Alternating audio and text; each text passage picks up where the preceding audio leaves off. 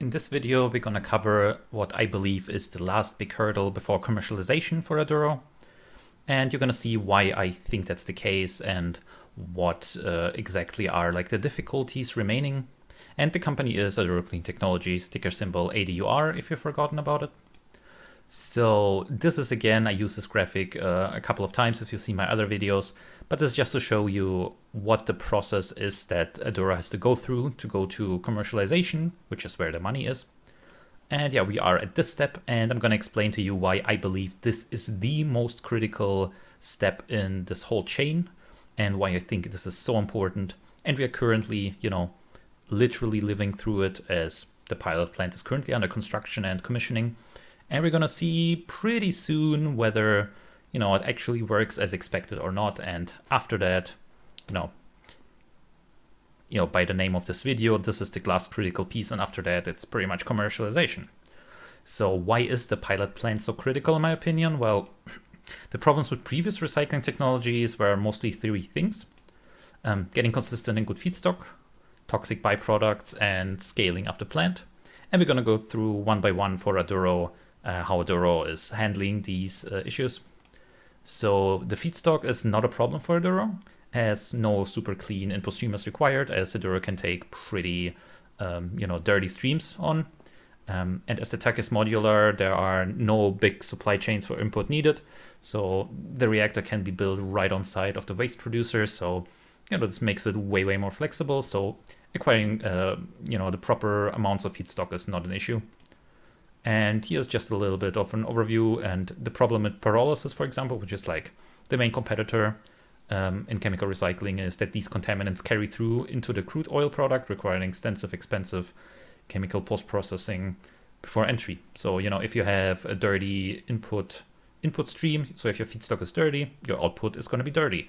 But Aduro's HCT technology actually, doesn't carry it through to the output. And, you have to clean it up a little bit, but it's comparatively very, very cheap and easy. So the toxic byproducts, which is like a major, major factor in other technologies.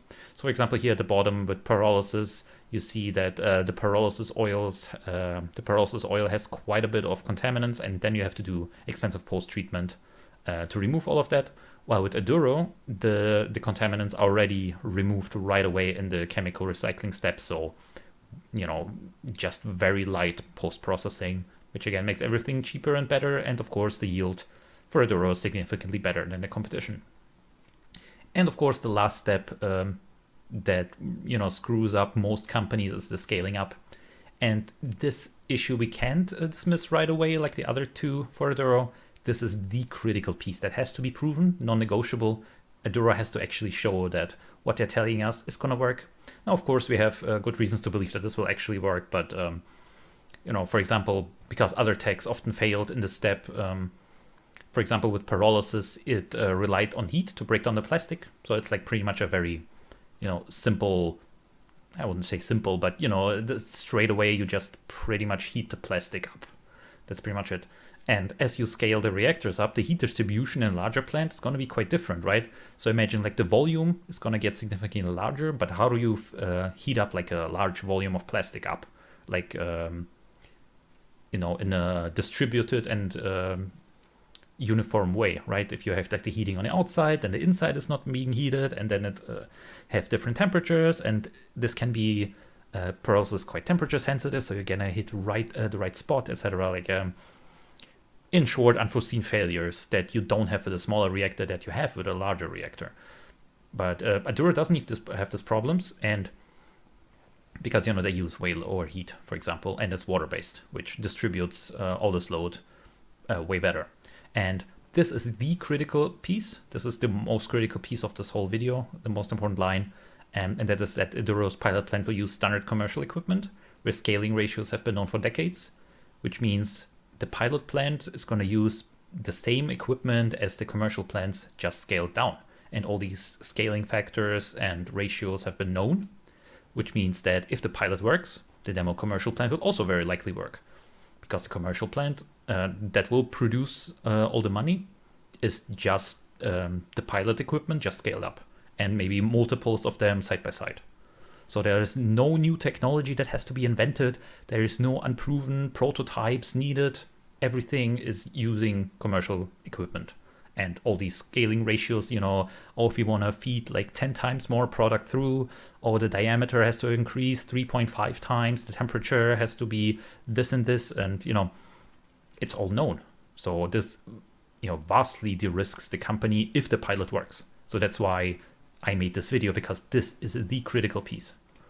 And Aduro explains it on their own here. Pilot plants are the first real-world test of a technology's performance under continuous operation with real inputs, where lab success meets industrial reality, right? In the pilot stage, focus on technology evaluation, long-duration testing to prove commercial scalability. You know, again, this is all what I mentioned, that this is the make or break it moment for Aduro. If this goes well, then, you know, I think the company is massively de-risked from that point. And of course, time will tell. And yeah, let's go quickly through the current state of the pilot plant, as this is like critical, and we are right in the thick of it right now. So especially if you haven't been following the company too closely, the pilot plant is fully funded. All of the construction, all the testing, we don't need to raise any money. We don't need any debt. This is all fully funded already. It's currently under construction/commissioning.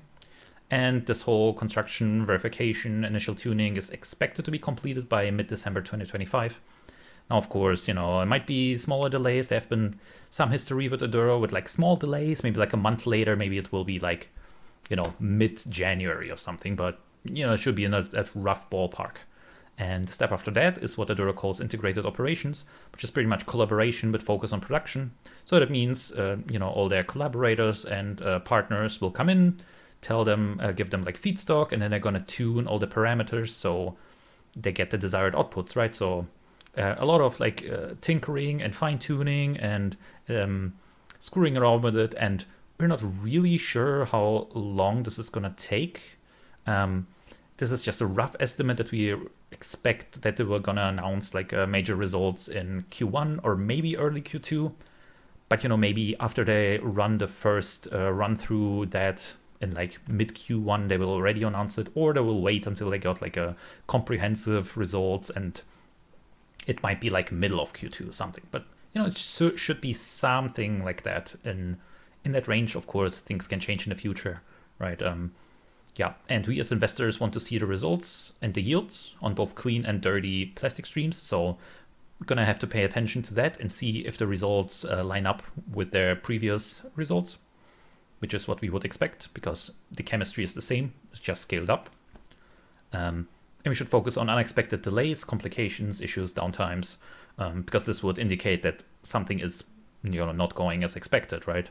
But if you don't see anything major, just like smaller things, smaller screw-ups, maybe like a little bit of delay, maybe a month or 2 or 3, like that's not a big deal. But if, you know, the reactor constantly goes down, can't produce properly, maybe like collaborators are abandoning them or something, like that will be a major red flag. But if you don't see that, I think our chances are pretty good that, you know, it's going to be great. So again, here, going back to this graph, this is the critical piece. After that, it's the demo scale is going to be, as far as we know, pretty straightforward. The commercial scale is just a slightly larger demo scale plant. And then it's commercialization and lots of money for investors. And, you know, that's pretty much the plan and the hope. And, you know, commercialization means lots of money. Again, I've done a separate video on evaluation. This is just my napkin math. You can plug in your own numbers if you want to, but, you know, this is just to show you that the upside is massive if this company actually works, and the cash can be quite profitable, right? The company is sitting on a gold mine, but no one knows that yet. And once we have the pilot plant, I think it will be pretty clear. So yeah, this was a little bit of a shorter video, but I hope you guys enjoyed it. And again, the best way to support my channel is to subscribe. That shows me that you want to see more videos, and, you know, yeah, that's pretty straightforward. It's super easy for you to do. It takes you 2 seconds, and, you know, I really appreciate you. So yeah, see you guys in the next video.